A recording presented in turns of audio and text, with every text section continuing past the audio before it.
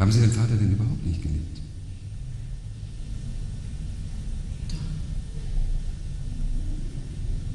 Grenzenlos. Wer trägt eigentlich die Schuld an dem, was geschah? Sagen wird niemand Ihnen glauben, wenn nicht, glaubt Ihnen Ihre Frau nicht. Und sie werden Ihnen todsicher die nächsten 3 Jahre zur absoluten Hölle machen, denn so lange dauert es nämlich, bis es zur Verhandlung kommt. Und der ganze Spaß kostet Sie $100.000.